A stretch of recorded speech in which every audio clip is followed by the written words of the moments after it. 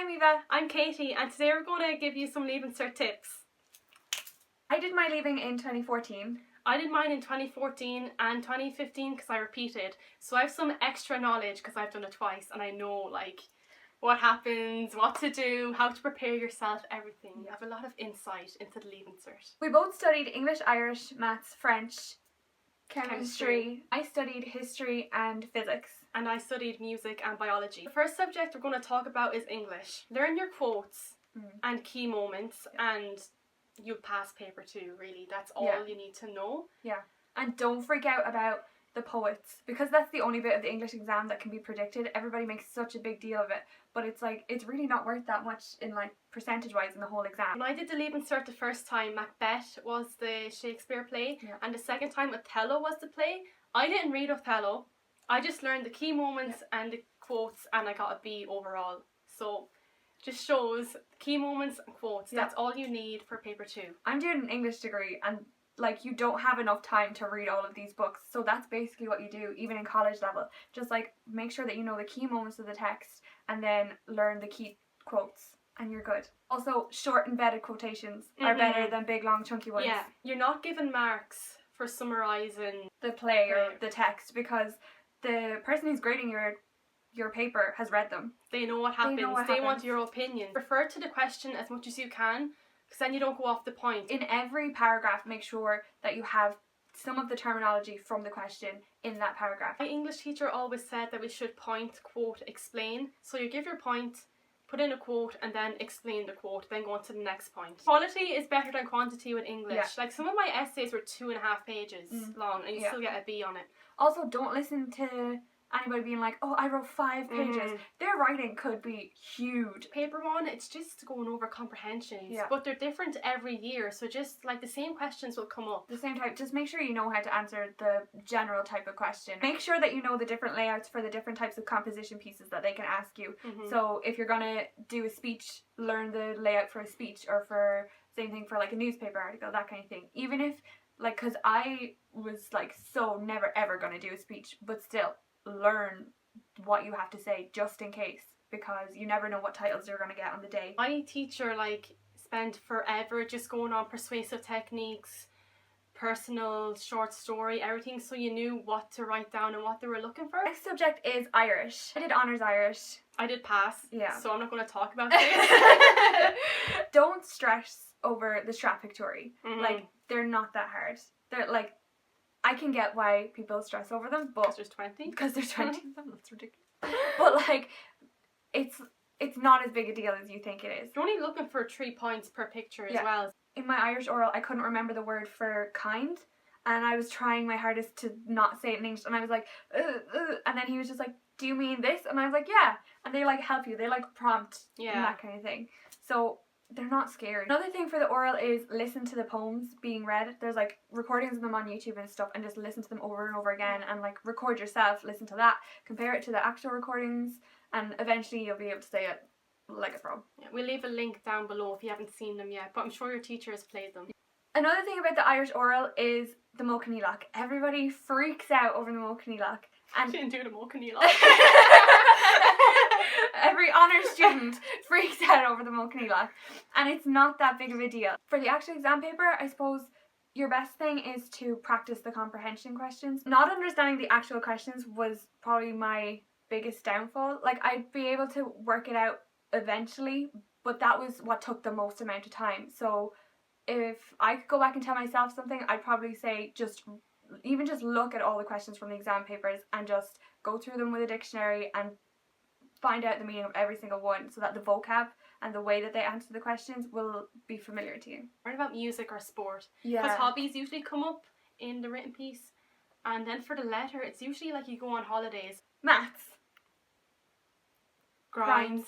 Attempt marks. Attempt marks save your life. Just put down anything and you'll get attempt marks. You will pass on attempt marks. Even if you write down it in words, because I messed up timing, which is another thing that you should be aware of, and I just wrote down the last question in like words, like English words, and then when I got it back like to get it checked, there was like marks there because I had written something down. I didn't just leave it blank.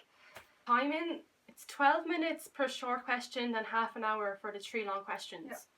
When you're looking at the papers, they'll say like 5 marks, 10, 15, but if the question is answered badly, part A could have 15 and then 5 for B and 5 for C, because sometimes the C is so hard no one gets it right, they have to change the marks. Yeah, like badly on like a national scale.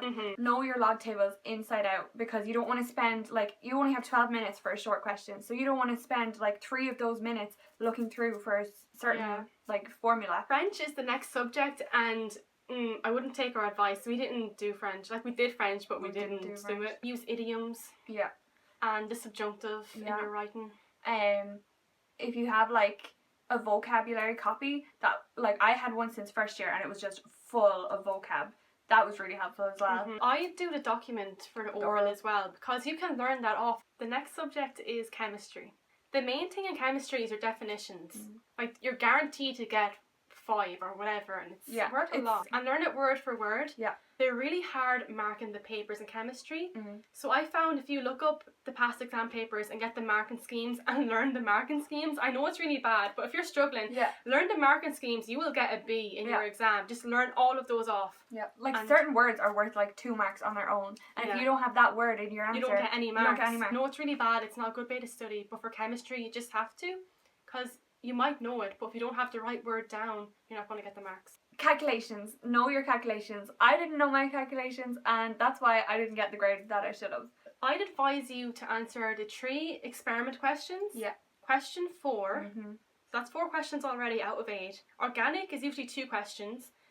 There we go, 6. Yeah. Question 5 is history. That one is so easy. It's so easy. Like, I could probably still answer that. Yeah, and there's a really good revision book. I can't remember the name, but it was orange. Oh, I don't have it anymore. But you'll know if you're doing chemistry. It's orange. It's like, you can get them for all of them, for all the subjects as well, but it was really good for chemistry. I got went to like a crash course with the guy who wrote it, and like, it was so good. So the next subject is history. For history, you're best off learning your key figures and your case studies, because something's obviously going to come up about those. For the documents question, make sure you know all 3 documents really well. I know that for my year, everybody was banking on treaty negotiations to come up. It didn't, and a lot of people freaked out. But if you had just like kept your cool, you were able to actually answer the questions if you knew like any little bit about it. I think we got the bombing of Belfast, and it wasn't that bad once you actually just like took a deep breath and like thought about it. If you're really looking to impress the examiners, have like quotes from speeches that like Martin Luther King said, or Churchill, or someone like that, because that'll look really, really impressive. And the last thing, probably the most obvious, just know your dates. 6 is basically the same as chemistry. Know your experiments, know your definitions, although definitions in physics are a lot easier than definitions in any other science subject, because a lot of the definitions are formulas, and if you can find the formulas, most of the formulas in the logbooks, and most of the terms in the formulas are defined in the back of the logbooks. So again, another reason to know your way around those log tables. Also, there's some formulas that aren't in the log tables, so make sure that you know which ones those are. The next subject is biology, and it's like the other science subjects, like exam papers are your friend, and do all of them more than once. Learn your experiments, and there's only so much questions they can ask on it. So it was really easy to get full marks in the experiment questions. Ecology always comes up as a long question, so learn that inside out, you'll be able to answer it.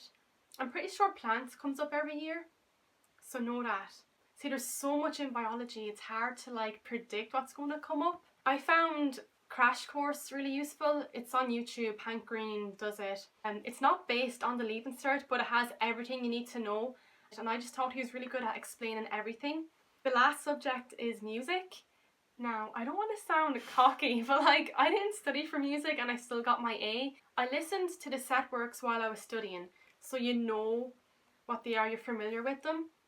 Learn your main themes and know them, and the differences in each movement. So in Irish music, they'll always play a piece. You might have heard it before, and they'll always say, oh, what type of dance is it? So is it a jig, reel, hornpipe? Know them. Everyone struggles with the composition paper. I learned a layout for my composition one. Not like the notes, just like how I'll answer like A1, B, A2. I just knew what I was going to do. In the B, I made a sequence.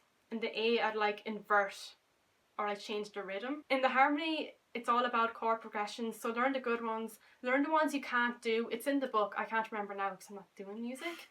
But there's certain ones that you cannot go to. Remember that the practical is 50% of your overall grade. So you have to know your pieces. Like, it's such an easy way to get 50%. Like, they mark it really easily compared to the grade exams. Like, that's 50% in your pocket before the exam. Before you have to write anything. Just please practice for your practical. It's such a huge amount of marks that I don't want you to lose. Okay, so that's it from us this week. Hope you enjoyed this video, and leave a comment down below if you want us to go into detail on any of the subjects that we mentioned. And remember, the Leaving Cert does not define you. You define you. Bye!